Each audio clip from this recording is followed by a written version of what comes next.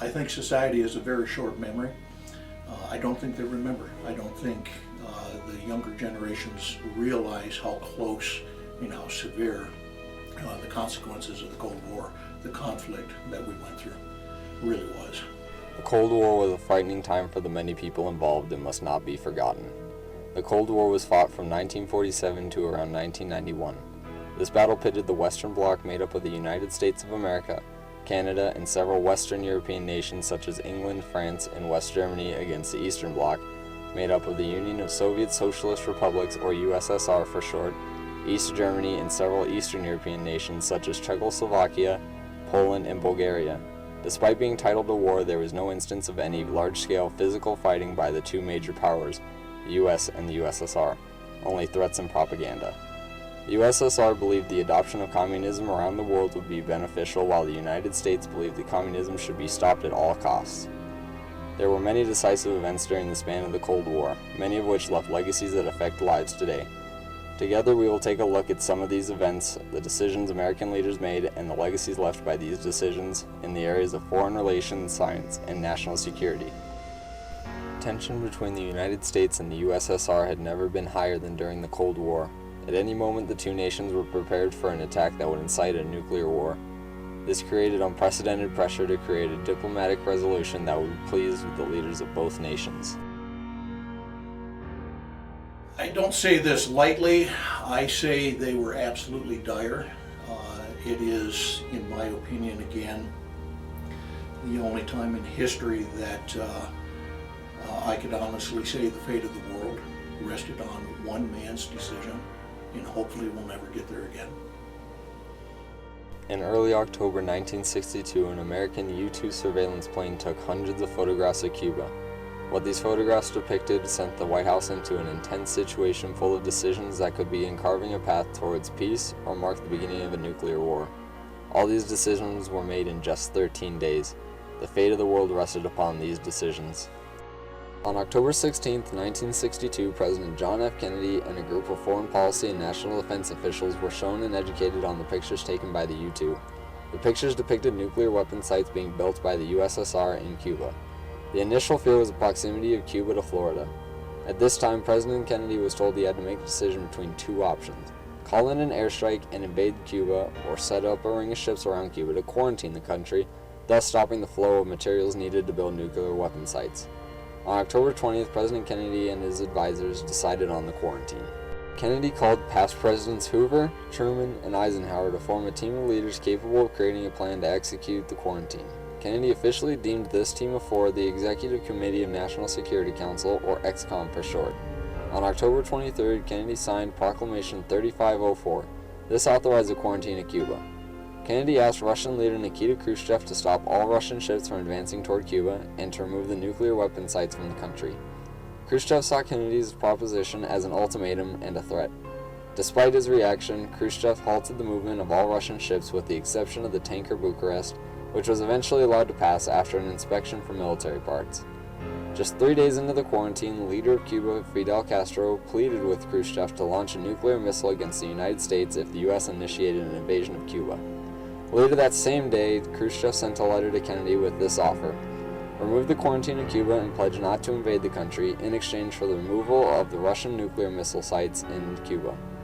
The next day, Khrushchev sent Kennedy another letter stating that in addition to this previous offer, he also wanted Kennedy to remove the, by this time outdated, Jupiter missiles located in Turkey. On October 28th, the terms of this offer went into effect. The USSR began removing its nuclear missile sites, and the US removed the quarantine and its Jupiter missiles in Turkey. The missile crisis is a good example of American leadership. President Kennedy took advantage of everything he could. He did not make a decision without first consulting advisors and even past leaders of the United States. He made a well-informed decision that involved peace rather than violence. If he had ordered an invasion of Cuba, a nuclear war would have most likely occurred. President John F. Kennedy effectively kept the peace under an immense amount of pressure in a time full of tension and risk.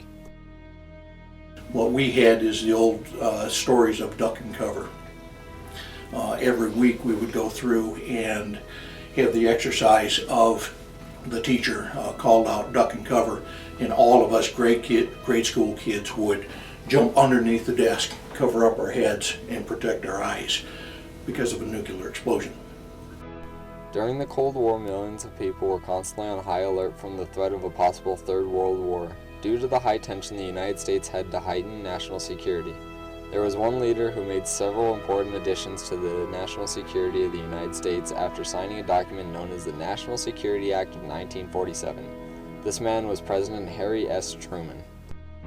The significance of the National Security Act of 1947 can be divided into 3 points: the unification of the Army, Air Force, and Navy branches of military, the creation of the National Security Council, which was crucial to forming new national security policies, and the creation of the Central Intelligence Agency. The main purpose of the National Security Council, or NSC, was and still is to inform and give advice to the President on matters concerning national security and foreign affairs. The President also uses the NSC to coordinate foreign policies with other government agencies. The NSC is crucial in presidential decision-making because the NSC can share its information with the President and guide him towards the best course of action. Along with the creation of the National Security Council, the Central Intelligence Agency, abbreviated CIA, was also created. When President Truman began his time in office at the end of World War II, he and a vast majority of other United States leaders agreed a restructuring of the intelligence establishment of the Office of Strategic Services, or OSS for short, was in order. The OSS was an intelligence agency created during World War II with the purpose of gathering intelligence from enemies of the United States and sabotaging their plans. At the end of World War II, the OSS was disbanded due to the United States' desire to return to normalcy. After signing the National Security Act of 1947, Truman and the Coordinator of Information, William J. Donovan, created the Central Intelligence Agency. The CIA was responsible for the same task during the Cold War as the OSS had been during the World War II. The CIA would also carry out orders given by the NSC if they related to intelligence. The space race was a competition between the United States and the USSR from 1957 to 1972. The goal for both nations was to land humans on the moon. This competition would increase the rate of advancement in science and technology to a rate never before reached. That has been fantastic for the terminology. In a nutshell, there's nothing like a good war or the threat of a war to get the scientists working on all kinds of different technologies. The Soviets became the first nation to launch a satellite into space on October 4, 1957. They called this satellite Sputnik 1. Despite losing the race to launch the first Earth-orbiting satellite, the United States was not far behind. The U.S. launched Explorer 1 on January 31, 1958. The Soviets would also defeat the Americans in sending the first living creature into space, launching the first man into space, and completing the first spacewalk. Despite being bested in these portions of the race, the United States kept their sights on the goal, landing the first man on the moon. After several more years of research and testing, the U.S. finally accomplished the goal. On July 20, 1969, 2 American astronauts, Neil Armstrong and Edwin Buzz Aldrin, took the first ever human steps on the moon, thus solidifying the United States' victory into space and beyond. The space race could arguably be considered the time during the Cold War where the United States and the USSR were the farthest from war. The two nations were focused on winning the space race. They pushed each other, and today the world has benefited from this competition. Without this competition, we may have just been barely landing on the moon today. Instead, we know as much as we do about space because of discoveries made during the space race. These discoveries include the Van Allen radiation belts and satellite navigation. The world is as advanced as it is today because of the space race. The Cold War was a time full of fear, paranoia, competition, and tension. Every decision made was important. One wrong move and millions upon millions of people would have died. American leaders showed great leadership and did everything in their power to move towards diplomacy.